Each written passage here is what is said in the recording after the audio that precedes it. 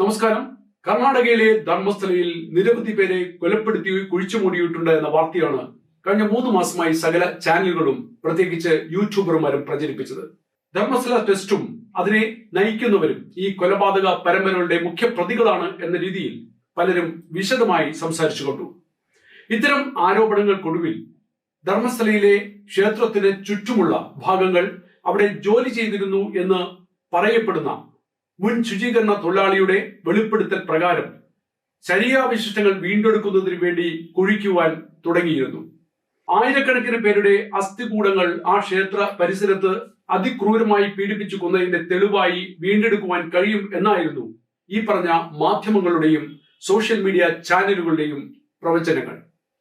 അസ്ഥികൂടങ്ങൾ വീണ്ടെടുക്കുവാൻ SITയുടെ നേതൃത്വത്തിൽ അന്വേഷണ സംഘത്തെ നിയോഗിക്കുകയും വിദഗ്ധരുടെ മേൽനോട്ടത്തിൽ മണ്ണ് കുഴിക്കൽ ആരംഭിക്കുകയും ചെയ്തു. 1-2 അസ്ഥികൂടങ്ങളും എല്ലുകളും കണ്ടെടുത്തു എന്നതല്ലാതെ ആരോപിക്കപ്പെട്ട പോലെ ആയിരക്കണക്കിന് പേരുടെ ശരീരാവശിഷ്ടങ്ങൾ വീണ്ടെടുക്കുവാൻ ഈ അന്വേഷണ സംഘത്തിന് കഴിഞ്ഞിട്ടില്ല എന്നതാണ് നിലവിലെ സ്ഥിതി. പക്ഷേ ആരോപണം ഉന്നയിച്ച സാക്ഷിയായ വ്യക്തി പിന്നീട് ആരോപണത്തിൽ നിന്നും പിൻവലിയുന്നതായും കണ്ടു. കോൺഗ്രസ് ഭരിക്കുന്ന കർണാടകയിലെ ഉപമുഖ്യമന്ത്രിയായ DK ശിവകുമാർ മേൽപ്പറഞ്ഞ ആരോപണങ്ങൾ എല്ലാം തന്നെ തള്ളിക്കൊണ്ട് ധർമ്മസ്ഥലയിൽ അങ്ങനെ സംഭവം നടന്നുവെന്ന് വെറും കുൽസിത പ്രചരണം മാത്രമാണ് എന്ന് വ്യക്തമാക്കിയിരുന്നു. എന്നിരുന്നാലും ഒരു പ്രത്യേക തീവ്ര മതവിഭാഗം ശക്തമായ രീതിയിൽ തന്നെ ധർമ്മസ്ഥലയ്ക്കെതിരെ സോഷ്യൽ മീഡിയയിൽ നിരന്തരം ആരോപണങ്ങൾ ഉന്നയിച്ചുകൊണ്ടിരുന്നു. ധർമ്മസ്ഥല എന്ന ക്ഷേത്രത്തിനെ ഇല്ലാതെയാക്കി വിശ്വാസികളിൽ നിന്നും അവരുടെ ദൈവത്തിനെ അകറ്റി അവരെ മറ്റു മതത്തിലേക്ക് പരിവർത്തനം നടത്തുവാൻ ശ്രമിക്കുന്ന വലിയ ഒരു ലോബിയുടെ പിന്നാമ്പുറത്തെ കളികളാണ് ഇതെല്ലാം എന്ന് വരും നാളുകൾ വ്യക്തമാക്കും. ആരൊക്കെയാണ് ഇതിന്റെ പിറകിൽ എന്ന ഒരു സമഗ്രമായ അന്വേഷണം നടത്തേണ്ടത് കർണാടക സർക്കാരിന്റെ ഉത്തരവാദിത്വമാണ്.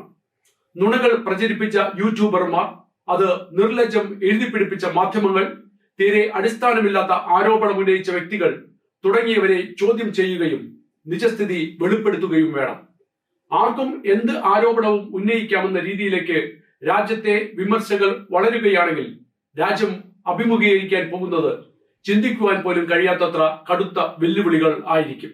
ധർമ്മസ്ഥലയെ പൂർണ്ണമായും ഇല്ലാതെയാക്കുവാൻ നടത്തുന്ന എല്ലാ കളികളും ഒരു വിഭാഗത്തിനെതിരെ ഇക്കൂട്ടർ നടത്തുന്ന വലിയ ഗൂഢാലോചനയുടെ ഭാഗം മാത്രമാണ്.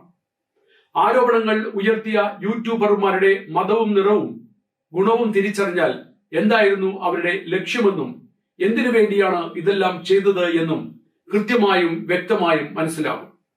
ഒരേ രീതിയിൽ മാത്രം സംഭവങ്ങളെ വിശകലനം ചെയ്യുന്ന ഇത്തരം നവമാധ്യമ എഴുത്തുകാർക്ക് ഒരു പ്രത്യേകതയുണ്ട്.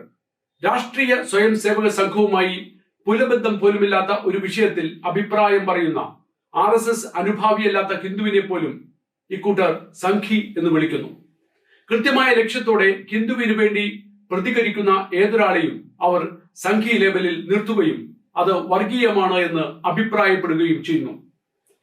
ഇത്തരം ആരോപണങ്ങൾ ലക്ഷ്യത്തിലെത്തിക്കുവാൻ അവർക്ക് കരുതിക്കൂട്ടി ഉണ്ടാക്കിയ സംവിധാനം ഉണ്ടെന്ന് തോന്നുന്ന രീതിയിലാണ് പ്രതികരണങ്ങൾ എല്ലാം തന്നെയും. സ്വാഭാവികമായും വിമർശിക്കുന്നവർ പിന്നീട് വലിയുന്ന അവസ്ഥ ഉണ്ടാകുന്നു. മതഭീകരവാദികൾക്ക് ഇത് കൃത്യമായി അറിയാമെങ്കിലും വീണ്ടും അതിനെ അവർ പരിപോഷിപ്പിക്കുന്നത് ഹൈന്ദവരിൽ നിന്നും ഉയരുന്ന പ്രതികരണങ്ങളെ മുളയിലെ നുള്ളുക എന്ന ലക്ഷ്യം മുന്നിൽ കണ്ടുകൊണ്ടാണ്. ധർമ്മസ്ഥല വലിയ മുന്നൊരുക്കങ്ങൾക്കുള്ള ഒരു ടെസ്റ്റ് ഡോസാണ്. ഇത്തരം ആരോപണങ്ങൾ തുടർച്ചയായി ആവർത്തിക്കാവുന്നതുമാണ്.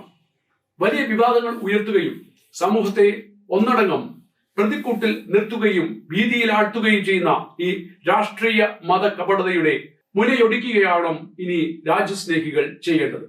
ജയ് ഹിന്ദ്.